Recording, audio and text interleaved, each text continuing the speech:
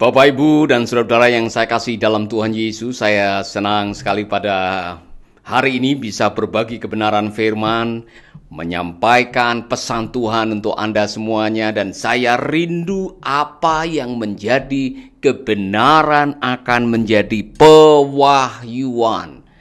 Karena hidup saudara dan saya hanya ditentukan oleh kebenaran firman Tuhan. Maka benar apa yang dikatakan oleh pemazmur, saudara-saudara, berbahagialah orang yang kesukaannya merenungkan firman Tuhan siang dan malam. Ia seperti tanaman yang ditanam di tepi aliran sungai, berbuah pada waktunya, daunnya tidak pernah layu. Dan saya suka bagian terakhirnya, apa saja yang diperbuatnya berhasil. Saya selalu mengulangi kalimat ini, your success is a product of obedience. Sukses adalah produk dari ketaatan. Ketaatan terhadap apa? Ketaatan terhadap kebenaran firman Tuhan. Maka berbahagialah orang yang gemar akan hikmat Allah. Hidupnya akan diberkati dengan kebahagiaan. Amin. Dan pagi hari ini saya mau mengajak kita semua merenungkan satu pengajaran yang sangat penting mengenai janganlah kamu saling menghakimi atau jangan kamu menghakimi sesamamu. Saudara, kalimat ini diucapkan oleh Tuhan Yesus kepada kita semua sebagai pengikutnya Tuhan Yesus karena menghakimi itu berdampak buruk dalam kehidupan kita. Saudara, pernahkah saudara ketemu dengan orang yang sedikit-sedikit mencari kesalahan orang, sedikit-sedikit gosipin orang, sedikit-sedikit mencela orang, sedikit-sedikit cari kelemahan dan kekurangan orang. Nah, kalau saudara ketemu dengan orang yang semacam ini, saudara, waspadalah. Karena orang yang suka menghakimi biasanya merusak persahabatan. Itulah sebabnya hari ini kita akan belajar jangan kamu, saya, kita menghakimi. Jemaat yang dikasihi oleh Tuhan, saya mau mengajak kita untuk mencoba menelaah ayat-ayat ini karena ini sangat penting bagi kita sekalian. Ada sebuah ayat yang bunyinya seperti ini, jangan menghakimi orang berdasarkan yang kelihatan, tetapi berdasarkan keadilan. Saudara-saudara, ini landasan untuk kita semuanya. Jangan kalian menghakimi. Karena waktu kita menghakimi, ukuran untuk kita menghakimi itu biasanya adalah apa yang kelihatan. Padahal saudara-saudara, kalau kita hanya mendasarkan apa yang kelihatan, kita pada akhirnya bisa salah menilai orang. Ini contoh. Saya membaca sebuah kisah, dan kisah itu diambil dari sebuah majalah yang saya baca. Ada seorang pendeta yang mau ditabiskan di sebuah gereja di Amerika, namanya Jeremiah Stipik. Pak Yeremia ini akan dilantik minggu hari itu sebagai gembala sidang dalam sebuah jemaat yang besar, jemaatnya 10.000, saudara. Tetapi dia memakai pakaian compang-camping, bukan pakaian seorang pendeta pakai jas dasi dengan sepatu yang mengkilat, bukan. Dia pakai pakaian gelandangan. Jadi pada waktu dia masuk, saudara, dia masuk ke dalam ruangan dan orang pada tutup hidungnya karena bau. Kemudian dia mau mencoba untuk menyalami beberapa orang, tidak ada yang mau menyalami. Waktu dia mau duduk di depan, diusir, suruh ke belakang. Waktu dia minta belas kasihan kepada jemaat yang ada di situ, tidak ada satupun yang memberi. Saudara, kemudian pada waktu acara pentabisan tiba, MC-nya mengatakan, tibalah saatnya kita akan mendengarkan kata sambutan gembala sidang yang akan menjadi gembala di gereja ini. Kami persilakan maju ke depan memberikan kata-kata sambutan. Majulah Yeremia Stipik dengan pakaian compang-camping yang adalah gembala sidangnya. Dia maju ke depan dan semua mata terbelalak. Dan dia mengatakan, di sini memang banyak orang Kristen. Tetapi di sini hampir saya tidak menemukan seorang murid yang memiliki belas kasihan. Dan saudara-saudara, apa yang terjadi? Mereka menghakimi Jeremiah Stipik Hanya karena pakaiannya pakaian gelandangan, mereka diperlakukan sebagai gelandangan. Padahal dia adalah seorang gembala sidang yang akan dilantik. Semua pada malu. Jemaat pada malu, saudara. Ini pelajaran yang luar biasa. Jangan menghakimi berdasarkan apa yang kelihatan. Itu persoalannya, saudara. Nah, saya mau mengajak saudara pada hari ini belajar banyak mengenai apa yang saya mau sampaikan, saudara. Pertama-tama, saya mau mengajak saudara merenungkan satu ayat ini yang langsung diucapkan oleh Yakobus pasal 4 ayat 11 sampai 12. Ayat ini akan menjadi landasan kita. Saudara-saudara, janganlah saling mencela atau saling menyalahkan. Orang yang mencela atau menyalahkan saudaranya yang sama-sama Kristen, ia mencela dan menyalahkan hukum Allah. Dan kalau kalian menyalahkan hukum Allah, itu berarti kalian tidak menuruti hukum-hukum itu, melainkan menjadi hakimnya. Padahal hanya ada satu yang berhak memberi hukum kepada manusia dan mengadili manusia. Ialah Allah yang berkuasa menyelamatkan dan membinasakan. Jadi siapakah kalian sehingga kamu menyalahkan sesama manusia? Saudara, Yakobus sedang memberikan peringatan kepada jemaat, jangan mudah menyalahkan orang. Jangan gampang menghakimi sesama. Jangan punya kesukaan mencari kesalahan-kesalahan orang. Saudara-saudara, ketika kita selalu mencari kesalahan kemudian kita menghakimi, waspadai. Kita menghakimi orang sesuai dengan kacamata yang kita pakai. Menurut aturan yang kita ketahui, menurut pemahaman yang kita pahami. Padahal apa yang kita pahami, apa yang kita ketahui belum tentu sesuai dengan firman Tuhan. Saudara-saudara, landasan atau standar kita menilai orang, menghakimi orang. Contoh, saudara melihat, oh itu orang gembel itu. Itu kan penampilannya. Oh dia bodoh gara-gara dia tidak lulus misalkan. Oh orang itu tidak layak. Dari mana saudara menggunakan standar itu? Di hadapan Tuhan kita semua sama. Apa yang Yesus korbankan di kayu salib, dia mati dengan kuasa, dengan pengorbanan, dengan kasih yang bobotnya sama. Pengorbanannya di kayu salib dengan darah yang mahal.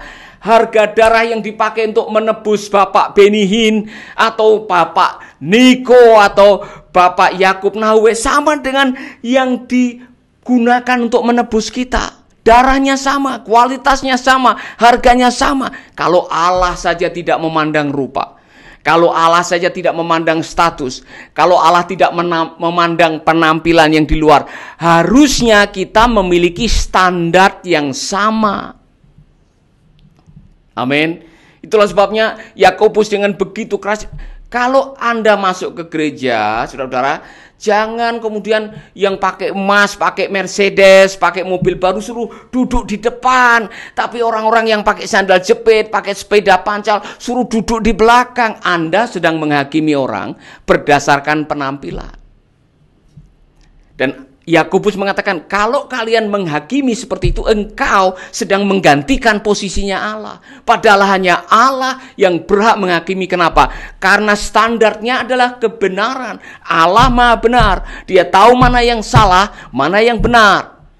Oleh karena itu jangan sok benar, sok rohani, sok hebat, sok paling suci, kemudian kita menghakimi orang-orang yang ada di sekitar kita, yang akhirnya mendatangkan persoalan dalam kehidupan. Amin.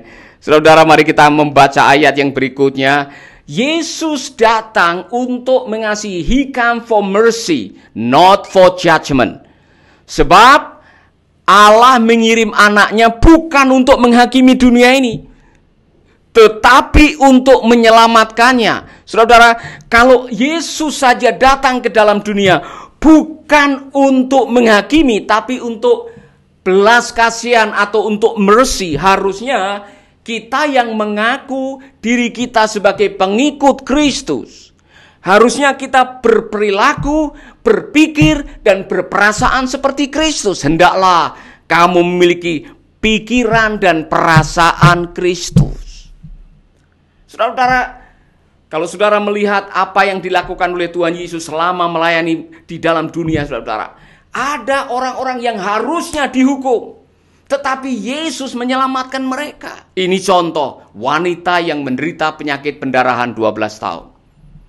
Ketika wanita itu datang dan menyentuh ujung jubah Yesus, kalau wanita itu, saudara-saudara, dalam pendarahan dan menyentuh orang, maka orang yang sedang pendarahan menyentuh orang bisa dirajam batu.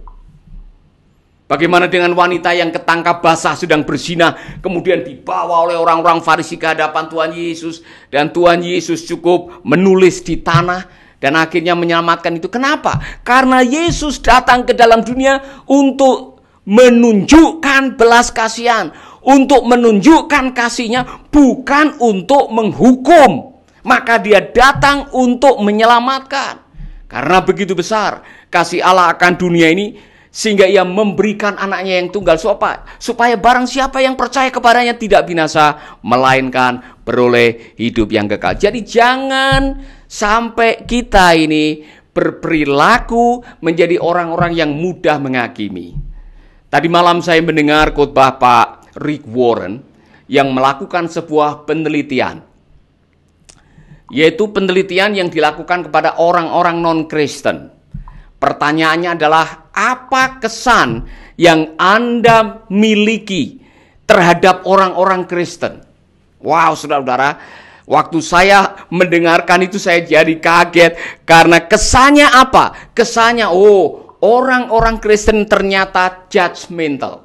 Orang-orang Kristen itu suka menghakimi. Orang-orang Kristen itu suka memberikan penilaian, suka ini salah, ini salah, ini salah, dan menganggap paling benar. Saudara-saudara, waktu saya mendengar Pak Rick Warren mengatakan bahwa kesan yang tercipta bagi orang-orang non-Kristen, yang bunyinya adalah orang Kristen suka menghakimi, artinya kita sedang tidak menjadi berkat bagi orang-orang yang non-Kristen.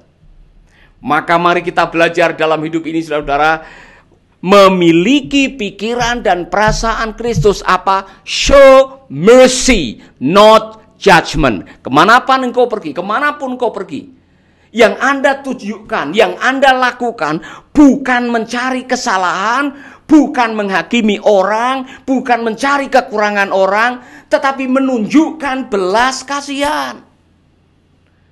Saya membaca di dalam Perjanjian Baru ada lebih dari 20 kata belas kasihan, dan itu berasosiasi dengan pelayanan Yesus.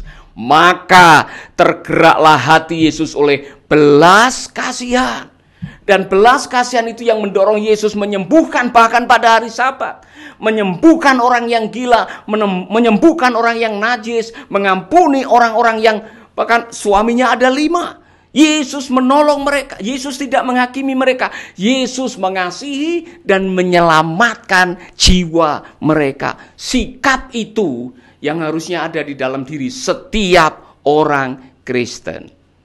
Amin. Amin, saudara. Mari kita akan melihat apa yang seharusnya kita miliki, saudara. Bukan hanya kita belajar dan mencontoh, meneladani Yesus dalam hal showing mercy, menunjukkan belas kasihan dan tidak judgmental, tidak gampang menilai, menghakimi orang. Tetapi saudara-saudara, belajarlah dari Matius 7 ayat 3. Mengapa kalian melihat secukil kayu dalam mata saudaramu, sedangkan balok dalam matamu sendiri tidak kalian perhatikan? Nah, ini berbahaya sekali. Saudara-saudara, orang yang suka menghakimi adalah orang yang suka mencari kesalahan orang. Saking sibuknya dia mencari kesalahan orang, dia lupa kesalahannya sendiri. Waspadai ketika Anda punya sikap dikit-dikit, dia yang salah, kamu yang salah, mereka yang salah. Dikit-dikit cari kambing hitam, dikit-dikit mencela kekurangan orang, dikit-dikit saudara menuntut kesempurnaan. Saudara akan menjadi pribadi yang bermasalah. Itu benar dalam pernikahan, itu benar dalam pelayanan, itu benar dalam pekerjaan. Jangan suka mencari kesalahan orang. Yang diperhatikan adalah ada kayu atau pasir di mata orang, sedangkan balok di matamu sendiri Anda tidak mau melihat, Anda tidak mau peduli. Saudara-saudara, kita semua harus bertobat. Kadang-kadang kita paling mudah mencari kesalahan orang, mencari kekurangan orang. Nah, kalau Anda sudah menikah dan pekerjaan Anda adalah mencari kekurangan pasangan, saya kasih awasan. Sebentar lagi pernikahan Anda akan retak. Karena setiap kali kita memfokuskan pada kekurangan, pada hal yang negatif, pada kesalahan, secara emosi Anda akan mengalami posisi menjauh, dan bercerai. Maka benar, sumber perceraian itu bukan masalah seks. Sumber perceraian itu bukan masalah uang. Sumber perceraian bukan karena selingkuhan. Sumber perceraian bukan karena pihak ketiga. Sumber perceraian karena Anda selalu melihat kesalahan dan kekurangan pasangan. Saudara tidak menyadari bahwa dalam hidup ini yang namanya manusia tidak ada yang sempurna. Sebaik-baiknya orang pasti ada keburukannya, dan seburuk-buruknya orang pasti ada kebaikannya. Saudara, itulah sebabnya jangan suka berfokus pada pasir yang ada di mata orang, sementara Anda lupa batu yang ada di mata Anda. Amin. Bertobat. Merasa tidak pernah salah, merasa paling benar, merasa paling suci, merasa paling hebat, merasa paling pintar, merasa paling kaya. Kemudian Anda merendahkan orang-orang di sekitar kehidupan Anda, termasuk pasangan Anda. Buahnya adalah malapetaka. Jangan suka menghakimi. Amin, saudara. Saudara pernah ketemu dengan orang yang ingin tampil seperti yang terbaik, ingin terkesan yang tercantik, ingin terkesan yang terkaya. Kemudian caranya adalah memburuk-burukan orang. Ada orang-orang tertentu, saudara, yang ingin dilihat sebagai pemimpin yang baik, atau sebentar lagi ada orang-orang yang ingin terkesan sebagai calon yang terbaik dengan cara mencari kesalahan-kesalahan lawannya. Itu namanya karakter assassination, pembunuhan karakter. Di dalam pelayanan ada juga yang menjelekkan pelayanan yang lain, memburuk-burukan pelayanan yang lain, supaya kita tampil atau terkesan saya yang paling hebat. Di dalam hukumnya Allah, Anda sedang bermasalah. Anda harus bertobat, jangan menggunakan ukuranmu sendiri untuk membenarkan kemudian menyalahkan yang lain. Kalau Anda bersifat seperti itu, tadi dikatakan Anda tidak adil, karena Anda hanya menghakimi dengan apa yang kelihatan dan Anda tidak melihat apa yang tidak kelihatan. Bertobat. Kalau saudara membaca teks daripada ayat tadi atau konteksnya, saudara akan menemukan sebuah kisah di mana Yesus menyembuhkan pada hari Sabat, dan itu dipermasalahkan. Saudara-saudara, orang-orang Farisi sengaja memang ingin menjatuhkan Tuhan Yesus dengan mencari apa? Kesalahannya. Padahal apa yang dilakukan adalah tindakan belas kasihan, menyembuhkan orang. Tapi bagi orang yang selalu ingin mencari kesalahan orang, hal-hal kecil bisa jadi masalah. Saudara-saudara, saya belajar sesuatu dalam hidup ini. Jangan sampai hal-hal kecil dijadikan masalah sehingga Anda kehilangan yang besar. Saya selalu mengatakan, kalau resleting celanamu rusak, jangan gara-gara resleting kemudian Anda lepas celana, kemudian Anda jalan telanjang. Bukannya masih bisa diakali, kalau resleting rusak, ya pakai peniti kayak apa untuk memperbaiki penampilan. Yang penting masih pakai celana. Jangan gara-gara di kamar ada tikus masuk di almarimu, kemudian engkau membakar seluruh rumah Anda. Jangan hanya masalah-masalah kecil yang menjadi fokus Anda lupa dan Anda mengorbankan sesuatu yang besar. Jangan suka mencari kesalahan-kesalahan pasangan hidupmu yang akhirnya mengganggu keharmonisan. Saya harus menyinggung ini, saudara. Yang namanya manusia, kita semua akan memasuki satu masa atau mengikuti sebuah hukum yang namanya deterioration, yaitu hukum mereteli, hukum memburuk. Kita semua akan menuju ke sana. Saudara siap atau tidak siap, Anda suatu saat akan mengalami rambutnya akan rontok, gigi akan berjatuhan, pendengaran akan mulai berkurang, penglihatan akan mulai kabur seperti yang digambarkan di dalam kitab suci. Kita semua menuju ke sana. Kekuatan kita mulai berkurang. Kemudian kalau saudara nanti tidak siap menghadapi kekurangan pasangan, kemudian yang dicari adalah kesalahan-kesalahan, kekurangan-kekurangan, kekhilafan-kekhilafan, saya sudah bisa meramalkan Anda tidak akan bisa bertahan di dalam pernikahan. Maka dalam hidup ini saudara, gunakanlah mercy, kasih karunia, anugerah, dan terimalah kekurangan pasangan Anda. Terimalah kekurangan-kekurangan daripada kehidupan sahabat Anda.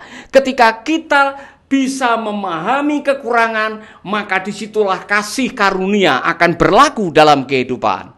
Dalam hidup ini selalu ada orang-orang yang mungkin menjadi teman kita, sudah menjadi sahabat kita, kemudian tiba-tiba kita menemukan kekurangannya, menemukan kesalahannya. Mau apa? Mau memutuskan persahabatan? Oh, saudara-saudara, orang Kristen yang penuh dengan kasih karunia seperti Yesus tadi, show your mercy, not judgment. Tunjukkanlah belas kasihanmu, bukan penghakiman. Haleluya. Amin. Jadi yang suka mencari pasir di mata orang dan lupa batu di matanya sendiri, bertobat. Amin. Katakan kepada dirimu sendiri, saya bertobat. Haleluya. Amin, saudara. Saudara, masih ada beberapa yang saya pikir penting untuk kita dengarkan. Ayat yang berikutnya. Orang yang suka menghakimi biasanya ada kegemaran yang tidak disadari, yaitu suka memfitnah. Yakobus 4 ayat 11. Saudara-saudaraku, janganlah kamu saling memfitnah. Barang siapa memfitnah saudaranya atau menghakiminya, ia mencela hukum dan menghakiminya. Dan jika engkau menghakimi hukum, maka engkau bukanlah penurut hukum, tetapi hakimnya. Orang yang suka memfitnah, dia adalah orang yang suka menghakimi sesamanya. Fitnah adalah judgment yang didasarkan atas ketidakbenaran. Faktanya belum nyata, Anda sudah dihakimi, Anda jahat, Anda salah, Anda tidak benar. Padahal belum ada landasannya. Maka orang yang suka fitnah, oh dia koruptor loh, oh dia itu istrinya 4. Saudara belum tahu apa benar atau tidak. Anda hanya dengar dari hoak, atau dari gosip, atau dari sumber yang tidak bisa dipercaya, kemudian Anda percaya. Akhirnya Anda mengalami hubungan yang tidak baik dengan orang itu. Dan saudara-saudara, saya pernah menjadi korban fitnah. Dan saudara-saudara, saya belajar sesuatu. Jadi ceritanya begini. Ada satu saudara kami, seorang hamba Tuhan di Papua yang mau membuat sebuah seminar pasutri. Pembicaranya adalah saya. Maka dia membuat semacam brosur, dan di brosur itu dikatakan ada kalimat yang tanpa dia minta persetujuan saya, tanpa minta informasi saya, dia tulis. Dikatakan di situ Pak Paulus Wiratno, salah satu pendiri Bali Partnership. Nah, saudara-saudara, saya bukan pendiri Bali Partnership, dan teman saya tidak tanya saya, tidak dikonfirmasi. Akhirnya itu menyebar, dan ada orang-orang yang tanpa mengetahui, tanpa mengecek, tanpa menanyakan kepada saya, sudah beritanya kabur. Pak Paulus bohong, dia bukan seorang pendiri Bali Partnership, dia mengaku sebagai pendiri Bali Partnership. Nah, akhirnya orang ngomong ke sana kemari. Nah, saya tenang saja, saya tidak melakukan itu. Akhirnya saya telepon, Pak, ada yang salah, tolong direvisi, katakan bahwa saya tidak pernah mengaku sebagai pendiri Bali Partnership. Saudara-saudara. Tapi ini orang-orang sudah rame dan sudah menghakimi, sudah menuduh. Lalu apa yang saya lakukan? Diam, serahkanlah kepada Tuhan. Kok kenapa Bapak diam? Saya ikut Tuhan Yesus. Perhatikan waktu Tuhan Yesus difitnah, digosipin, dizolimin, dianiaya, bahkan diperlakukan dengan tidak adil. Adakah sebuah kalimat yang muncul dari Alkitab yang mengatakan, tunggu pembalasan saya? Atau adakah Yesus melakukan pembelaan diri? Tidak. Dia diam. Karena apa? Dia hakim yang adil. Dia tahu kebenaran. Dan kebenaran suatu saat akan disingkapkan pada waktunya. Segala sesuatu ada waktunya. Amin. Haleluya. Nah, saudara-saudara, itulah sebabnya kalau Anda ketemu orang yang suka gosip, suka ngomongin orang, suka fitnah, suka bikin hoak, orang-orang itu sebetulnya sedang menghakimi sesamanya. Jangan punya kebiasaan gosip atau fitnah atau zolimin orang, nyari keburukan orang. This is not your business. Saudara-saudara, Rasul Paulus pernah menegur orang yang disebut busybody, orang yang suka ngurusin orang lain, orang yang suka campur urusan orang lain. Anda saja tidak bisa mengurusi mulut Anda sendiri, ngapain Anda ngurusin kehidupan orang lain? Ada orang-orang yang kalau didatangi orang dengan kalimat ini, kamu tahu enggak? Kamu tahu enggak Pak ini? Kamu tahu enggak Ibu ini? Oh, kamu enggak tahu. Oh, dia begini. Jangan ditanggapi. Kalau penggosip datang, kemudian saudara tanggapi, itu namanya tumbuh oleh tutup, orang Jawa bilang. Dapat, tukang gosip, kalau ketemu dengan tukang gosip, haleluya. Tukang rumpi ketemu dengan tukang rumpi, semua jadi luar biasa. Saudara-saudara, dengar, Alkitab mengatakan ketika Anda suka fitnah, Anda sedang menghakimi. Bertobat. Amin. Berikutnya mari kita akan belajar ayat ini, saudara-saudara. Yang menghakimi akan dihakimi. Waspadalah, karena Matius 7 ayat 1 mengatakan, janganlah menghakimi orang lain, supaya kalian sendiri juga jangan dihakimi oleh Allah. Sebab sebagaimana kalian menghakimi orang lain, begitu juga Allah akan menghakimi kalian. Dan ukuran yang kalian pakai untuk orang lain akan dipakai juga oleh Allah untuk kalian. Dengan kata lain, kalau kalian suka menghakimi orang, dengar baik-baik, ada hukum menabur dan menuai. Kalau Anda menghakimi orang, Tuhan juga akan menggunakan standar yang sama untuk menghakimi Anda. Saudara-saudara, apa yang kau tabur, itulah yang akan kau tuai. Kalau saudara suka mencari kesalahan orang, di sana juga ada orang-orang yang mencari kesalahan Anda. Kalau Anda punya kebiasaan memburuk-burukan orang, jangan sampai Anda kaget kalau ada orang-orang yang juga suka memburuk-burukan Anda. Kalau Anda suka bikin fitnah, Anda juga akan kena fitnah. Kalau Anda suka mencari kekurangan, ada orang yang selalu mencari kekurangan Anda. Maka belajarlah seperti Tuhan Yesus tadi, diam. Tidak usah komentar dan memberikan penilaian kalau Anda belum benar-benar mengetahuinya. Saudara-saudara, kalau ada laporan yang datang kepada Anda, belajarlah mempercayai 50%. Jangan langsung 100%. Karena apa? Tuhan kasih kita 2 telinga. Maksudnya apa? Jangan hanya dengar dengan telinga kanan. Dengar juga dengan telinga kiri supaya seimbang. Kalau ada laporan, ini contohnya, suamimu pulang telat. Yang tidak biasanya dia datang ke rumah telat, tiba-tiba telat, kemudian Anda dapat SMS atau foto dari teman. Saya lihat suamimu tadi dengan orang lain, dengan wanita. Saya ketemu di shopping mall atau di supermarket. Nah, saudara-saudara, Anda harus berdoa. Jangan sampai akhirnya Anda memiliki orang yang disebut dengan tipis telinganya. Langsung marah, langsung membuat praduga, langsung menghakimi. Aduh, suami saya selingkuh. Belum tentu. Selidiki dulu, tanya dengan benar, dapatkan seluruh faktanya, baru saudara memberikan komentar. Saudara kan tidak tahu kalau ternyata wanita yang berjalan bersamanya adalah adiknya atau ibunya atau kakaknya. Iya kan? Tapi karena saudara sudah terlalu cepat menghakimi tanpa mendapatkan keterangan atau informasi, Anda sudah melangkah salah dan akibatnya runyam duluan rumah tangga saudara. Maka bertobatlah. Haleluya.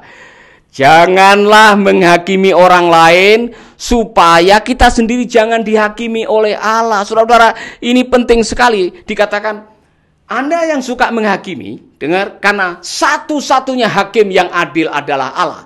Karena dia bisa menghakimi bukan dengan apa yang kelihatan, tapi berdasarkan dengan yang tidak kelihatan. Allah tahu hati saudara. Allah tahu motivasi saudara. Manusia tidak tahu. Maka ketika kita melakukan tindakan berdasarkan semata-mata apa yang kita lihat tanpa mengetahui motivasi dan latar belakangnya, kita akan berurusan dengan Tuhan yang maha benar. Saya menutup dengan kisahnya Raja Daud. Saat Raja Daud harus mengungsi dari istana, jalan kaki dengan sandal jepit, menuju ke tempat pengungsian karena dikudeta oleh anaknya sendiri yang namanya Absalom. Oh saudara-saudara, di tengah jalan dia bertemu dengan musuh lamanya, yaitu keluarganya Saul. Mereka pada berteriak sambil melempari batu dan mengatakan, syukur, kamu sudah tidak ditolong Tuhan lagi Daud. Bagimu tidak ada pertolongan daripada Allah. Kamu sekarang kehilangan segalanya. Itu bukti bahwa kamu bersalah. Saudara-saudara, Daud di dalam Mazmur pasal 3 mengatakan, ya Tuhan, betapa banyaknya lawanku, banyak orang yang bangkit menyerang aku. Ada yang bilang, bagimu tidak ada pertolongan lagi daripada Allah. Tetapi Daud punya sikap yang benar. Kalimatnya langsung berubah. Tetapi engkau Tuhan, engkau adalah perisai yang melindungi aku.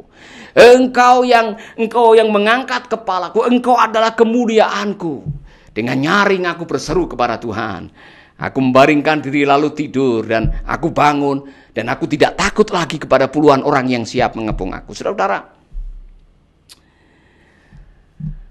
Daud punya respon yang luar biasa dalam situasi seperti ini. Dia mengembalikan segalanya kepada Tuhan. Dia mengatakan, tetapi engkau Tuhan, engkau yang mengangkat kepalaku. Artinya apa? Engkau yang memulihkan rasa maluku waktu dituduh. Namanya tuduhan, landasannya belum tentu benar. Bagi Daud, kesulitan, tantangan bukan berarti Tuhan meninggalkan. Karena dia mengatakan, Tuhan adalah perisaiku, dialah kemuliaanku. Aku kehilangan segalanya, kehilangan harta, tahta, bahkan wanita. Tetapi Tuhan masih menjadi kemuliaanku. You are my glory.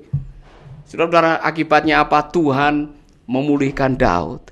Tuhan berperkara dengan anaknya Daud yang namanya Absalom. Dan Daud sudah menyadari itu. Dan dia mengatakan, dari mana datang pertolongan? Dari Tuhan. Saya mau mengatakan kepada Anda semuanya yang pernah dihakimi, pernah difitnah, pernah disolimi, pernah diburuk-burukan, pernah diperlakukan tidak adil. Milikilah sikap Yesus Kristus. Diam, ampuni orang itu, serahkanlah pembalasan kepada Tuhan. Amin. Serahkanlah pembalasan itu kepada Tuhan, karena yang berhak membalas hanya Tuhan. Dan ada ayat yang mengatakan, hendaklah kamu saling mengampuni dan serahkan pembalasan itu kepada Tuhan, karena pembalasan adalah haknya Tuhan. Yang kedua, kalau saudara suka memfitnah, suka gosip, suka cari keburukan orang, suka menyalahkan, suka menghakimi, bertobat supaya Anda tidak langsung dihakimi oleh Allah. Dan saya sudah belajar dalam kehidupan ini, saudara-saudara. Ada banyak dalam kehidupan ini yang kita kadang-kadang tidak tahu. Kita kadang-kadang tidak paham. Makanya kadang-kadang kita bisa salah mengerti. Dalam hidup ini, saya mau mengatakan kepada saudara-saudara, siap-siap dengan 4 hal ini di dalam hidup ini. Siap-siap untuk disalah mengerti orang. Karena orang hanya melihat apa yang kelihatan. Mereka tidak tahu apa yang menjadi motivasi kita. Yang kedua, siap-siap ditolak. Tidak semua orang akan menerima saudara. Karena tidak semua orang menyukai saudara. Dan memang benar, tidak mungkin Anda menyukai semua orang dan tidak mungkin Anda disukai semua orang. Bahkan ada yang mengatakan semakin Anda ingin menyenangkan semua orang, semakin cepat Anda pergi ke rumah sakit jiwa, semakin cepat Anda jadi gila. Bertobat. Siap-siap untuk difitnah. Dan saudara-saudara, siap-siap untuk dikhianati. Itu semua dialami oleh Tuhan Yesus. Dan Tuhan Yesus tidak pernah membalas, tidak pernah mengucapkan kata-kata kotor, atau kata-kata geram, kata-kata kemarahan, kata-kata ancaman, tidak. Yang dia lakukan di atas kayu salib hanya satu kalimat, ya Bapa, ampunilah mereka, karena mereka tidak tahu apa yang mereka perbuat. Hendaklah engkau memiliki pikiran dan perasaan Kristus. Amin. Itu yang Tuhan katakan. Dan saudara-saudara, saya sudah belajar, saya sudah menerapkan. Pada waktunya nanti semua akan disingkapkan oleh Tuhan. Karena saya tahu Tuhan tidak tutup mata. Tuhan juga tidak membiarkan hambanya, orang-orang yang dipakai oleh Tuhan, orang-orang yang berserah kepada Tuhan, dianiaya oleh orang-orang jahat. Tuhan tidak membiarkan itu. Maka senjata kita adalah tetap setia, hidup dalam Tuhan, dekat dengan Tuhan, bersatu dalam firman, dan mengandalkan Tuhan kapan saja, seperti yang dikatakan oleh kitab Yeremia. Berbahagialah orang yang mengandalkan Tuhan. Amin. Ia seperti tanaman yang ditanam di tepi aliran sungai, berbuah pada waktunya, daunnya tidak pernah layu. Apa saja yang diperbuatnya berhasil. Saya tidak tahu situasi saudara. Kalau saudara pernah menjadi korban dihakimi, disalahkan, difitnah, diperlakukan tidak baik, datang kepada Tuhan, bagian Anda adalah mengampuni. Mengampuni.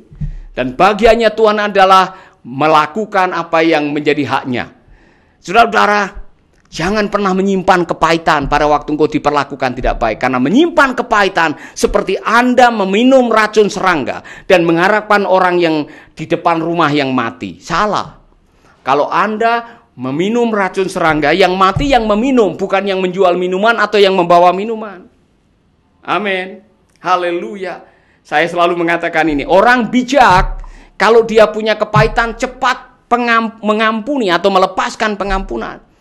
Kalau saudara digigit ular, ada dua pilihan, pergi ke dokter mengeluarkan racunnya, atau cari sabit kejar ularnya. Mana ularnya? Mana ularnya? Mana ularnya? Orang yang bijak, dia akan pergi ke dokter, keluarkan racunnya, bukan mencari orangnya dan mau balas dendam, atau mencari ularnya dan mau balas dendam. Saudara-saudara, hidup ini singkat.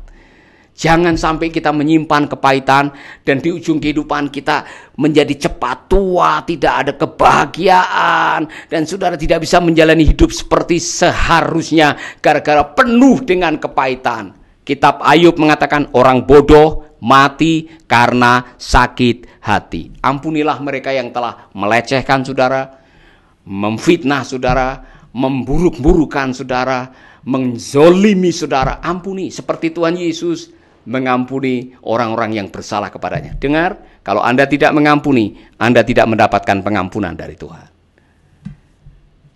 Bagi saudara yang sudah terjebak dalam ikatan suka fitnah, suka gosip, suka bikin hoak, suka cari perkara, suka menghakimi orang, hari ini ada kesempatan untuk kita datang kepada Tuhan. Tuhan, ampuni saya. Kalau saudara adalah orangnya, saya mau berdoa buat Anda semuanya. Kalau saudara adalah orangnya, taruh tangan di dada saudara. Mari kita berdoa, mari kita mohon pengampunan dari Tuhan. Saya akan berdoa buat saudara, dan biarlah Tuhan akan bekerja buat saudara. Haleluya. Bapa kami di dalam surga, kami berterima kasih untuk kebenaran firman-Mu. Kami rindu firman-Mu hari ini menjadi pewahyuan bagi kami. Kalau ada tabiat yang buruk, suka menghakimi orang, suka mencari kesalahan, suka menjelek, memburuk-burukan orang, ampuni kami ya Bapa. Ampuni kami karena kami tidak sempurna, dan kami mohon supaya tabiat yang buruk itu keluar dari tubuh kami. Kami mau menjadi pribadi yang showing mercy, menunjukkan belas kasihan, bukan penghakiman kepada siapapun yang kami temui. Tuhan, kalau ada saudara-saudara kami yang selama ini pernah menjadi korban dihakimi, dijelek-jelekan, difitnah, disolimi, diperlakukan tidak baik, dibullying, direndahkan, apapun juga, aku berdoa agar kasih Tuhan memulihkan hati kami. Kasih dari surga akan mengalir dan memenuhi hati kami. Dan sementara kami sedang berdoa, kami mengalami siraman kasih surga itu menjamah, menyembuhkan, memulihkan, menyegarkan hidup kami. Di dalam nama Yesus kami berdoa. Amin, amin, amin. Tuhan memberkati saudara-saudara. Saya rindu saudara-saudara yang sudah diberkati. Jangan lupa bagikan video ini ke teman-teman Anda. Karena dengan Anda berbagi, Anda sedang menjadi berkat bagi mereka. Amin.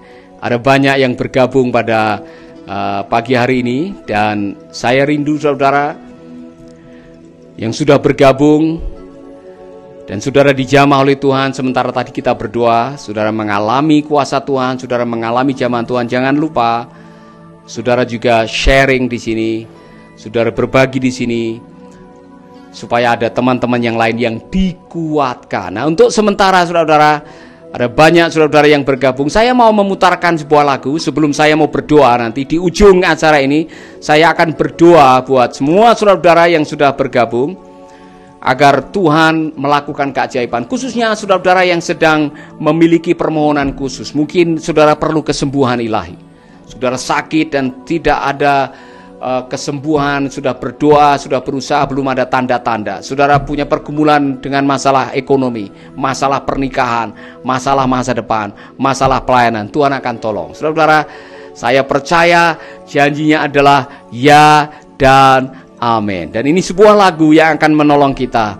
Janji Bapa yang saudara-saudara, lagu ini lahir dari sebuah pengalaman bahwa Tuhan itu setia dan Dia akan melakukan apa yang kita doakan, kita rindukan. Amin.